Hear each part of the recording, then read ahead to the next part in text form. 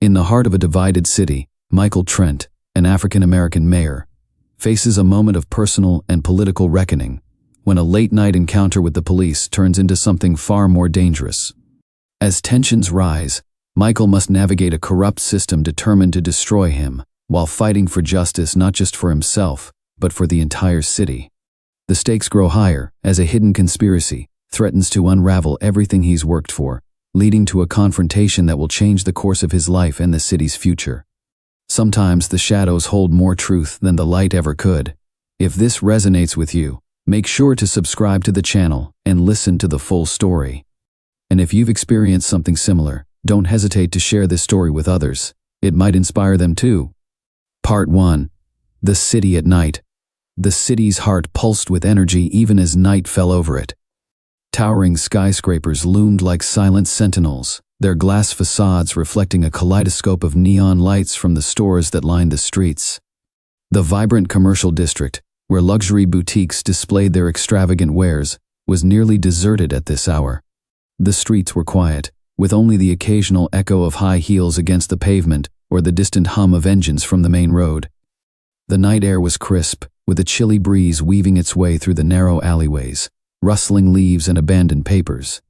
In this part of town, wealth seemed to hang heavy in the air, palpable in the architecture and the aura of exclusivity. The marble columns of the high-end department stores, the gleaming chrome facades, the meticulously maintained sidewalks, all of it spoke of money and power. At the edge of this affluent world, near the entrance of one such luxury boutique, stood Michael Trent. He was tall, well-dressed and composed, his presence alone enough to command attention. Michael wasn't just another passerby, he was the mayor of this very city, a man who had risen from the streets of a working-class neighborhood to hold the highest office in the city. His deep brown skin contrasted against the bright lights around him, and though his face was calm, his mind was a whirlwind of thoughts. He had just concluded a late-night meeting with business leaders, one of many in his long schedule of responsibilities. He now waited for his assistant Joshua, who was running late. As Michael stood under the glow of a street lamp, he adjusted the collar of his dark overcoat and glanced around the empty street. The silence felt heavier than usual, but he paid it no mind. He was too used to being on the go, to carrying the weight of the city's problems on his shoulders. Despite the success he had achieved, Michael could never quite shake off the subtle unease that followed him. Growing up as an African-American man, in a city that was historically divided along racial lines, had left its mark. Even in his position of power, there were moments when that tension resurfaced, moments when the gaze of others reminded him that, to some, his skin color spoke louder than his achievements. As he glanced at his phone, wondering how much longer Joshua would be, he heard the low rumble of a car engine approaching. A police cruiser slowly rolled into view, its headlights casting long shadows across the street. Michael tensed slightly, but maintained his calm demeanor. It wasn't the first time he'd encountered police officers during his late-night walks through the city. Usually they'd recognize him quickly enough, a nod of acknowledgement or a quick, "Good evening, Mr. Mayor," and they'd move on. But something about this particular car's approach felt different. The cruiser came to a halt a few yards away, and Michael noticed the driver's side window roll down. From the shadows, a voice called out, sharp and authoritative. "What are you doing here?" Michael turned to face the officer, his expression neutral but alert. The officer, white, stocky, with a hard-set jaw, was peering at him from behind the wheel, his hand resting near his radio. "Just waiting for someone," Michael replied evenly. "My assistant's running a bit late." The officer frowned, his eyes narrowing as they swept over Michael's figure. "This is a pretty upscale area," he said, his voice carrying an edge of suspicion. "Not a lot of people hang around here at night. You sure you're not up to something?" The implication hit Michael like a slap. It wasn't new, but it stung every time.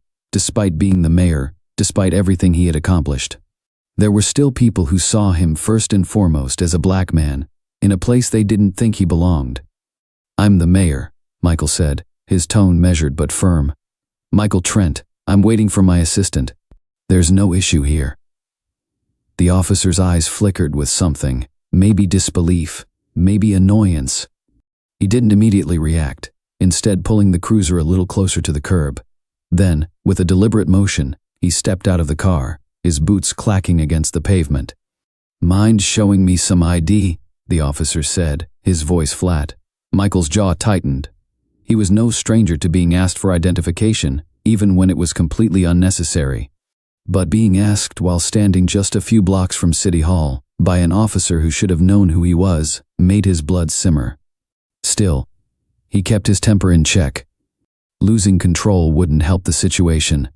"There's really no need for this," Michael replied, his voice still calm but carrying a note of authority. "I've told you who I am. There's no reason to." "I asked for ID," the officer cut in, taking a step forward. His posture was aggressive now, as if daring Michael to resist. Michael sighed inwardly, feeling the weight of the moment bearing down on him. He could feel the tension rising, and it was clear that the officer wasn't interested in a calm conversation. But giving in to this kind of intimidation felt like admitting defeat, like reinforcing the idea that even as a powerful man, he was still subject to suspicion just because of the color of his skin. Before Michael could respond, a second police cruiser appeared, its lights flashing as it pulled up behind the first. Another officer stepped out, this one younger and more eager, with a hand already resting on his belt. "What's going on here?" the new arrival asked, glancing between Michael and the first officer. The first officer, whose name tag read Officer Blake Harris, tilted his head toward Michael. "Just checking out a suspicious individual. Says he's the mayor but hasn't shown any ID yet." Michael felt the weight of their stares, the silent judgment, the assumption that he didn't belong here. His heart pounded in his chest, not from fear, but from frustration. He had worked too hard, fought too many battles to still be treated like this. But as much as he wanted to stand his ground, he knew he had to be careful. The situation could escalate quickly, and he couldn't afford to let it spiral out of control. He reached into his coat pocket slowly, making sure his movements were deliberate and non-threatening, and pulled out his wallet. "Here's my ID," he said, handing it over. Officer Harris snatched the ID and examined it under the streetlight. For a moment, his expression didn't change, but then a flicker of surprise crossed his face. He glanced at the second officer, then back at Michael. "You really are the mayor," he muttered, as if the idea was somehow difficult to process. Michael resisted the urge to make a biting comment. Instead, he just nodded. "I told you." The second officer shifted awkwardly, clearly unsure how to proceed. Officer Harris, however, wasn't quite ready to back down. He handed the ID back, but didn't offer an apology. Instead, he crossed his arms and took a step closer. "Look, you can't blame me for being cautious," Harris said, his tone defensive. "Late at night, expensive part of town, you have to understand how it looks." Michael stared at him, his patience wearing thin. "How it looks," he repeated. "How exactly does it look when a black man is standing in front of a store at night, waiting for his assistant?" Harris opened his mouth to respond, but before he could say anything, Michael's phone buzzed in his pocket. He pulled it out and saw a text from Joshua. "Stuck in traffic. Be there in." He slipped the phone back into his pocket and took a deep breath. "I'm not going to argue with you all night, officer. My assistant will be here in a few minutes. You can stick around if you'd like, but I've got work to do." Harris's face hardened, and for a moment, it seemed like he might push the issue further. But then, with a grunt of annoyance, he turned and walked back to his cruiser. "Fine," he said over his shoulder. "But be careful where you hang out next time. We don't want any misunderstandings." Michael watched as the two officers got back into their cars and drove off, the red and blue lights disappearing into the distance. He stood there for a moment, letting the cool night air wash over him, trying to shake off the anger and frustration that still simmered beneath the surface. This wasn't the first time something like this had happened, and it wouldn't be the last. But tonight, something about the encounter felt different. It wasn't just about the indignity of being treated like a suspect in his own city. It was about the larger problem, the systemic issues that had allowed this kind of racial profiling to continue unchecked for so long. As the sound of Joshua's car approached in the distance, Michael made a decision. He wasn't going to let this go. Not this time. This incident was going to be the catalyst for change, real change. And he would make sure that the officers involved and the entire police department were held accountable. Michael straightened his coat and squared his shoulders. The fight wasn't over, not by a long shot. But he was ready for it. Part 2. The Spark of Conflict. Joshua's car pulled up to the curb, and he leaned out the window, flashing an apologetic smile. "Sorry I'm late, boss. Traffic was a nightmare." Michael waved it off, though his thoughts were still consumed by the encounter with the officers. "No worries. Let's just get back to City Hall." As they drove through the quiet streets, Michael stared out the window, watching the familiar sights pass by. The city had been his home his entire life, but in moments like these it felt foreign to him. The weight of its history, of segregation, racial tension, and inequality, seemed to press down on him, reminding him that even as mayor, there were battles he hadn't yet won. Joshua glanced at him from the driver's seat, sensing his boss's mood. "Everything okay? You seem a little oof." Michael hesitated for a moment before speaking. "I had a run-in with some police officers while I was waiting for you. Racial profiling, pure and simple. They didn't even recognize me until I showed them my ID." Joshua frowned. "Seriously? Here? That's ridiculous. You're the mayor." "Doesn't seem to matter much when they see a black man standing alone at night," Michael replied, his voice laced with frustration. "I'm tired of it, Joshua. Tired of pretending that these problems are just isolated incidents. It's systemic, and it needs to change." Joshua nodded, his grip tightening on the steering wheel. "You're right. So what are we going to do about it?" Michael turned to him, his expression resolute. "We're going to take this public. No more brushing it under the rug. We're going to push for police reform, real reform. I'll call a press conference tomorrow, and I want every media outlet in the city there. It's time for this city to have a reckoning." Joshua gave a small, approving smile. "Sounds like a plan." But as they drove further into the night, neither of them could have anticipated the storm that was about to come. What started as a simple confrontation was about to spiral into a battle that would shake the city to its core. Part 3. The Unraveling. The next morning, Michael sat in his office at City Hall, the sunlight streaming in through the large windows behind him. His mind was focused on the statement he was about to make, knowing that it would spark a firestorm of controversy.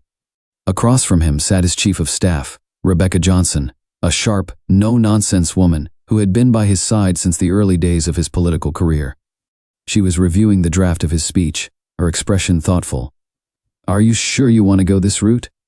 Rebecca asked, her voice measured. "Calling out the police publicly is going to stir up a lot of opposition.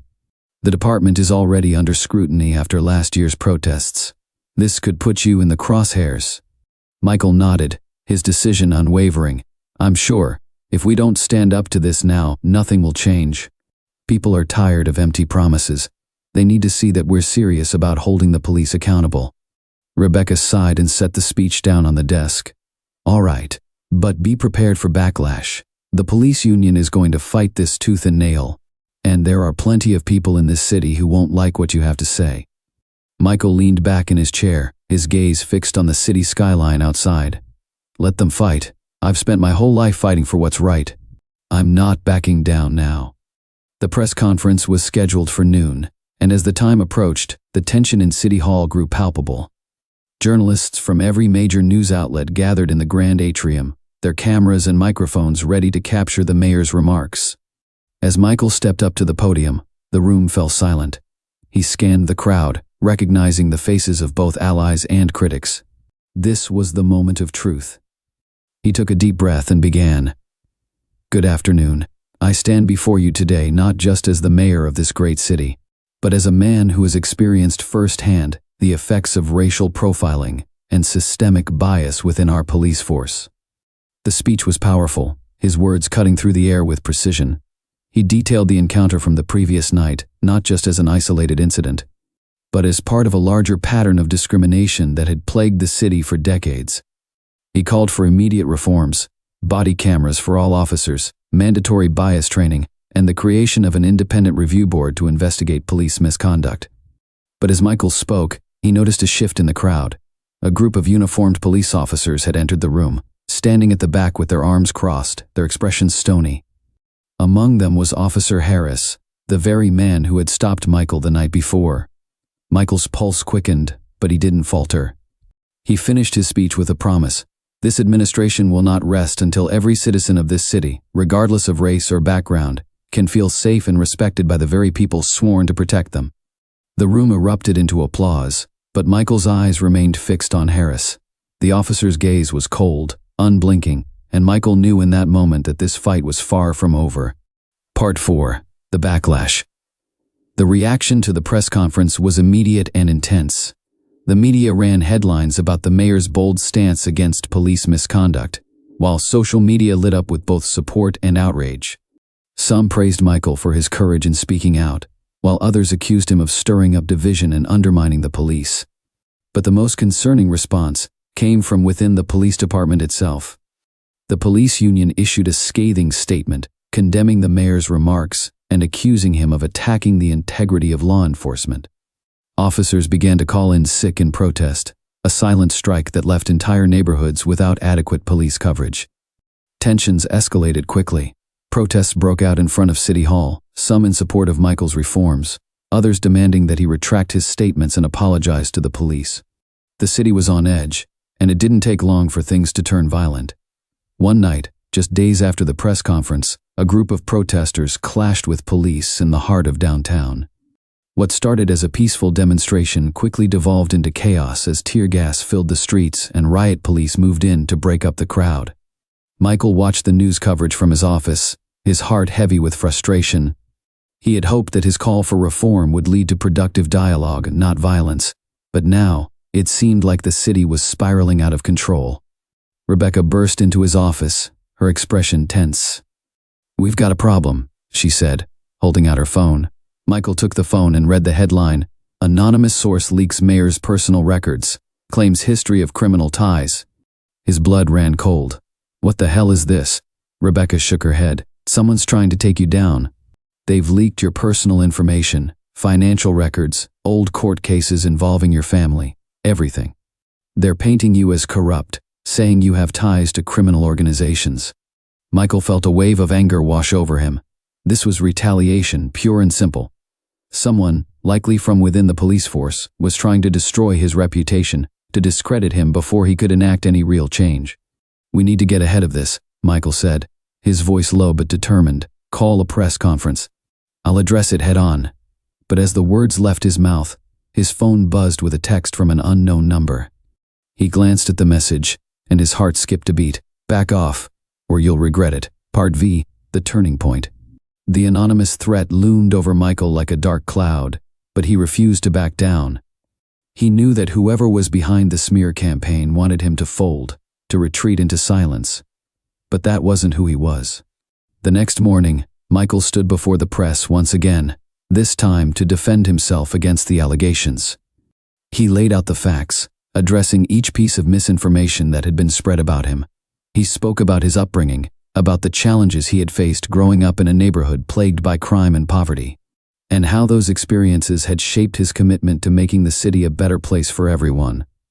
But even as he spoke, he knew that words alone wouldn't be enough to stop the forces working against him. After the press conference, Michael returned to his office, where Rebecca and Joshua were waiting for him. "We've got a lead," Joshua said, his expression grim. "One of my contacts in the department says that Officer Harris is behind the leak. He's been working with a group of officers who are dead set on stopping the reforms.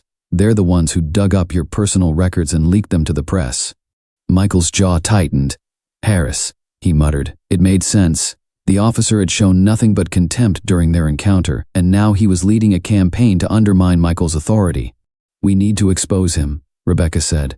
"If we can prove that he's behind this, we can turn the tables." Michael nodded, but he knew it wouldn't be that simple. Harris had allies within the department, and going after him could ignite an even bigger firestorm. Still, there was no turning back now. Part 6. The Final Confrontation. Over the next few weeks, the situation in the city continued to deteriorate. The police strikes intensified, leaving parts of the city vulnerable to rising crime rates. Public opinion was sharply divided, with some blaming Michael for the unrest and others rallying behind him. But behind the scenes, Michael and his team were gathering evidence. Joshua had managed to obtain emails and internal communications linking Harris to the smear campaign, and Rebecca had reached out to several reporters who were willing to run the story. The night before they were set to go public with the information, Michael received another text from the unknown number. "You've been warned. Last chance to back off." Michael stared at the message, his heart pounding. The threats were becoming more serious, but he couldn't afford to show weakness now. He deleted the message and prepared for what would come next. The following morning, as the sun rose over the city, Michael held one final press conference. This time, he didn't just speak about police reform. He exposed the corruption within the department, laying out the evidence against Harris and his associates. The room erupted into chaos as reporters scrambled to get the story out. Harris was immediately suspended, and an internal investigation was launched. The tide was finally turning in Michael's favor. But as he left the podium, he knew that the fight was far from over. Epilogue, the aftermath. Months passed and the city slowly began to heal. The police department underwent a major overhaul, with new leadership and stricter oversight. The independent review board was established, and body cameras became mandatory for all officers. Michael's reforms had finally taken root, but not without cost. The smear campaign had damaged his reputation, and the threats had taken a toll on his personal life. But in the end, he had stood his ground, refusing to back down in the face of injustice. As he sat in his office, overlooking the city he had fought so hard to protect, Michael allowed himself a moment of reflection. The road ahead would still be difficult, but for the first time in a long time, he felt hopeful. The shadow of truth had been cast, and now, there was no turning back. In the end, Michael's resilience and determination sparked a much-needed change in the city, proving that standing up to injustice, no matter the personal cost, can inspire reform. Though the battle was long and difficult, his courage paved the way for a more just and accountable system. If this story resonates with you, don't forget to subscribe to the channel, share it with others, and let us know your thoughts or experiences in the comments below. Your voice matters.